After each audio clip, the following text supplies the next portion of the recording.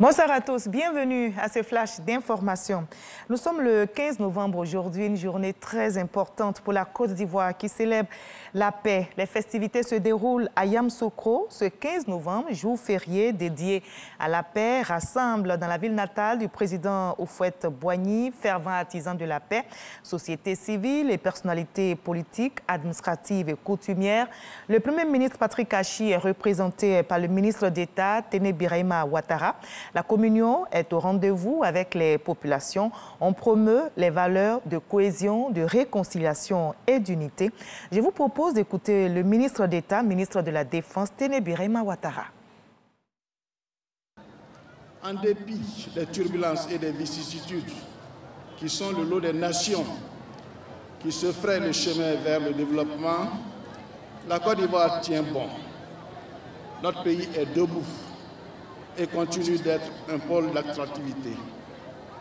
Cette performance récente, nous la devons à un homme qui, en plus de marcher dans le sillon tracé par nos élus devanciers, a imprimé sa marque personnelle, son aura particulière, son génie particulier.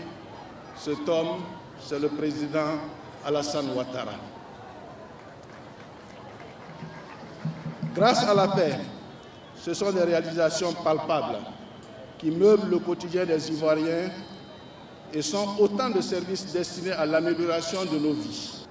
Paix et économie, économie et paix, tel est le binôme magique de la durabilité de la cohésion nationale dans les sociétés modernes. Sur du temps relativement long, la paix véritable ne s'obtient et se maintient que par une économie en pleine croissance qui fait entrevoir à chacun une possibilité d'avenir. Nous devons tous œuvrer pour que notre pays demeure sur les rails de la paix et que la culture de la paix irrigue les rapports sociaux.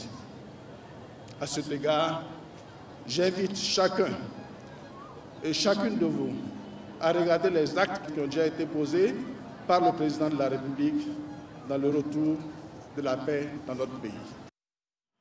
La prière est aussi au rendez-vous de cette journée dédiée à la paix dans notre pays.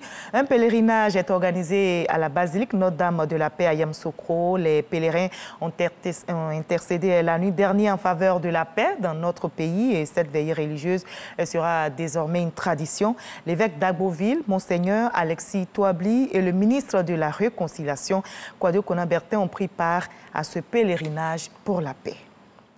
Ce sont des chiffres plutôt difficiles à accepter. Au Burkina Faso, 20 personnes ont été tuées lors d'une attaque dans la province du Soum, dans le nord du pays, hier dimanche.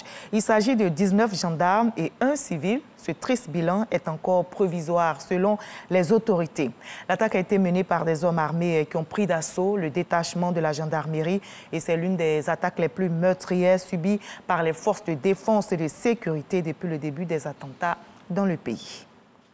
La tension est toujours vive au Soudan. Le fossé se creuse un peu plus entre civils et militaires. Après la manifestation d'hier réprimée par l'armée, le front anti-putsch, qui compte ses morts, entend maintenir la pression.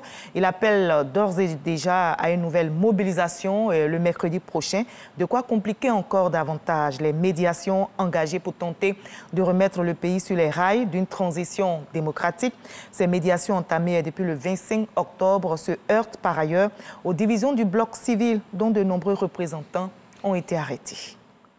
Les personnes non encore vaccinées sont confinées et privées de restaurants et autres lieux publics en Autriche. C'est le premier pays de l'Europe à le faire depuis ce lundi 15 novembre. Le chancelier conservateur autrichien Alexander Schallenberg veut inverser la courbe de contamination en nette hausse dans le pays.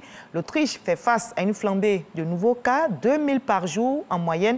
Le pays décide donc de venir à bout de cette pandémie et donc a décidé de vacciner les enfants dès 5 ans. Ces mesures sont diversement appréciées par les populations autrichiennes.